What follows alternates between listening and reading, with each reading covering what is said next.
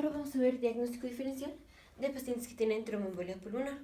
Entonces, paciente que viene con tromboembolia pulmonar es un paciente que va a tener taquipnea, va a tener disnea, va a tener taquicardia, dolor precordial, y en casos de que ya tengamos infarto pulmonar, va a tener hemoptisis.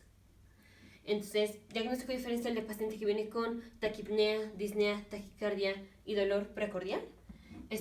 Puede ser un paciente que tiene neumonía, va a venir con dolor precordial, va a venir con taquipnea, va a venir con disnea.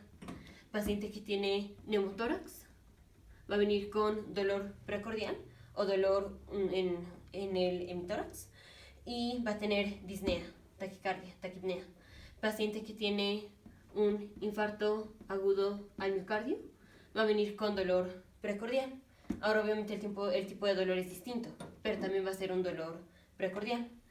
Entonces, diagnóstico diferencial de tromboembolia pulmonar va a ser neumotórax, neumonía y un infarto agudo, básicamente. Y también obviamente una arritmia porque el paciente tiene taquicardia. Entonces, tenemos un paciente, sospechamos que tiene tromboembolia pulmonar.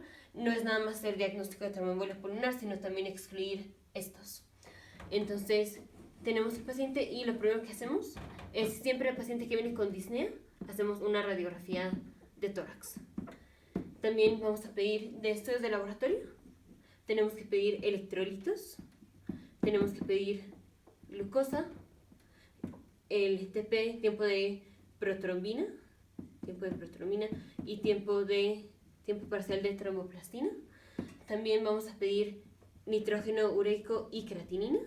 Esto es para ver si el paciente tiene falla renal, porque si tiene falla renal está contraindicado hacer estudios que requieren material de contraste. También vamos a pedir lactato, troponina, para ver si el paciente tiene infarto agudo al miocardio. Y también pedimos pro-brain natriuretic peptide, péptido natriurético del cerebro, que es liberado por los ventrículos cuando tenemos falla cardíaca. Y vamos a pedir un electrocardiograma y también una gasometría. Entonces, en la radiografía de tórax podemos encontrar los datos de una neumonía, podemos ver si el paciente tiene neumotórax. Específicamente, lo que vamos a encontrar en una tromboembolia pulmonar es, generalmente la radiografía es normal en una tromboembolia pulmonar, pero a veces encontramos la joroba de Hampton, que ya en videos anteriores la vimos. También podemos encontrar el signo de Westermarck. También podemos encontrar el signo de Fleischer, que este es raro, pero son datos sugestivos de tromboembolia pulmonar. Eso es lo que encontramos en la radiografía de tórax. Ahora, si el paciente le hacemos el electrocardiograma, lo más común que vamos a encontrar es una taquicardia sinusal. Entonces, siempre vamos a encontrar una taquicardia sinusal. También generalmente encontramos cambios inespecíficos del segmento ST y de la onda T. Y más o menos nada más como en el 30% de los pacientes que tienen tromboembolia pulmonar vamos a encontrar lo característico de Q3S1 y T invertida en la derivación de 3. Entonces, una Q profunda en la derivación de 3, una S en D1 y una T invertida en D3. Esto, que es clásico de la tromboembolia pulmonar, solo lo encontramos en el 30% de los pacientes que vienen con tromboembolia pulmonar. Y a veces encontramos un nuevo bloqueo de rama derecha del haz de His. Entonces, este es el electrocardiograma. Y pues también aquí tenemos que excluir que el paciente venga con un infarto agudo del miocardio. Y ahora en la gasometría, como el paciente tiene taquipnea, vamos a tener una alcalosis respiratoria. Entonces vamos a tener un aumento del pH, vamos a tener una disminución de la presión de dióxido de carbono, vamos a tener hipoxia por la tromboembolia pulmonar y vamos a tener aumentado el gradiente AA. Entonces, esto es como evaluación primaria. Entonces, no es nada más diagnosticar tromboembolia pulmonar, sino también excluir las otras causas y ver si el paciente tiene falla renal, porque vamos a necesitar estudios que requieren material de contraste. Ahora, tenemos pacientes que tienen alta probabilidad de desarrollar tromboembolia pulmonar o de que sí tengan tromboembolia pulmonar y baja probabilidad de que tengan tromboembolia pulmonar. Esto lo calculamos con los criterios de Wells, que ya los vimos en el video anterior. Si tenemos un paciente que la suma de los criterios de Wells nos da menos de 4, ese es un paciente que tiene baja probabilidad de desarrollar tromboembolia pulmonar. Si es más de 4, tiene alta probabilidad de desarrollar tromboembolia pulmonar. Si tiene baja probabilidad, entonces lo que hacemos es pedimos dímeros D. Siempre pedimos dímeros D, especialmente si es un paciente que tiene baja probabilidad de tener tromboembolia pulmonar. Porque si los dímeros D salen normales, esto es que no estamos teniendo coagulación. O sea, no estamos uniendo una fibrina con la otra, que es lo que nos aumentaría los dímeros D, la unión de una fibrina con otra. Entonces, si los dímeros D están en rango normal en un paciente que tiene poca probabilidad de tener tromboembolia pulmonar, esto excluye que el paciente tenga tromboembolia pulmonar. Si es un paciente que tiene baja probabilidad y los dímeros D salen elevados, entonces esto no excluye que el paciente tenga tromboembolia pulmonar. No dice que sí tenga o que no tenga, pero si salen negativos, si salen normal, entonces muy fácilmente podemos decir que el paciente no tiene tromboembolia pulmonar y ya no requerimos de estudios más invasivos. Ahora, si es un paciente que tiene alta probabilidad de tener tromboembolia pulmonar, hacemos una tomografía computarizada y esto requiere de contraste.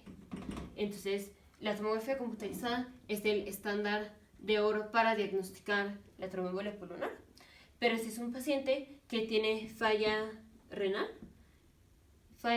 es una contraindicación absoluta para tomografía computarizada porque requiere de material de contraste. Y ya en videos anteriores vimos que material de contraste puede hacer que el paciente desarrolle necrosis tubular renal.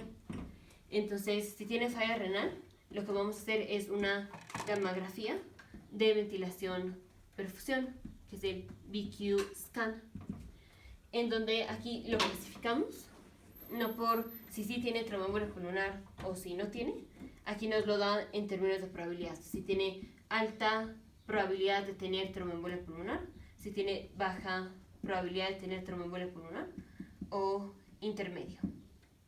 Y esto depende de que vamos a encontrar zonas del pulmón que no van a estar del todo perfundidas. Pero la ventilación-perfusión, la gammagrafía de ventilación-perfusión, solo la hacemos en pacientes que no les podemos hacer tomografía computarizada.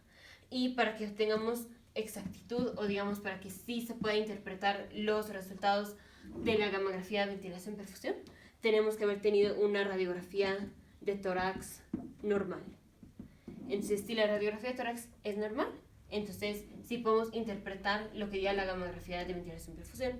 Si encontramos que el paciente tiene, por ejemplo, datos sugestivos de una neumonía en la radiografía de tórax y hacemos una gammagrafía de ventilación-perfusión, no podemos interpretar la gammagrafía, porque los resultados no van a ser exactos. Entonces, para interpretar bien los resultados de la gammagrafía de ventilación-perfusión, tenemos que tener una radiografía de tórax normal. Ahora, también podemos hacer un ultrasonido de las venas profundas, bueno, un ultrasonido de las piernas, en donde podemos encontrar un tromboémbolo de las venas profundas, porque la tromboembolia pulmonar generalmente viene de un émbolo o de un trombo que se generó en las venas profundas. Entonces también podemos tratar de diagnosticar un trombo en las venas profundas, y esto lo vamos a hacer con un ultrasonido de las venas profundas. Y también para diagnóstico de trombosis de las venas profundas medimos los dímeros D. Entonces, en un paciente que viene, por ejemplo, con disnea, todos los datos sugestivos de tromboembolia pulmonar, y hacemos un ultrasonido de las venas profundas, esto es casi como si ya hubiéramos diagnosticado que el paciente tiene una tromboembolia pulmonar. Esto es porque el manejo va a ser el mismo en un paciente que tiene tromboembolia pulmonar a un paciente que tiene nada más trombosis de las venas profundas. y generalmente el paciente que viene con tromboembolia pulmonar es porque tuvo una trombosis de las venas profundas. Entonces, ya el hecho de haber hecho un ultrasonido de las venas profundas en un paciente que tiene disnea y encontramos un trombo, esto es casi equivalente a decir que hicimos diagnóstico de tromboembolia pulmonar. Hay otros estudios que hacemos, como es por ejemplo una angiografía, pero ese es un procedimiento invasivo y tiene riesgo de mortalidad, entonces casi nunca lo hacemos. En la ventilación-perfusión, la gamografía de ventilación-perfusión, tenemos 15% de falsos positivos y 15% de falsos negativos. Este es un falso positivo, es que con la ventilación-perfusión, la gamografía de ventilación-perfusión, digamos que el paciente sí tiene tromboembolia pulmonar, pero el 15% de los pacientes que decimos que sí tienen tromboembolia pulmonar, en realidad no tenían tromboembolia pulmonar. Este es 15% de falsos positivos. Y 15% de falsos negativos es que en el 15% de los pacientes que con una gamografía de ventilación-perfusión decimos que no tiene tromboembolia pulmonar, el 15% sí van a tener tromboembolia pulmonar. Entonces, la gamografía de ventilación-perfusión, tenemos que haber tenido una radiografía de tórax normal para interpretarla y tenemos 15% de falsos positivos, 15% de falsos negativos.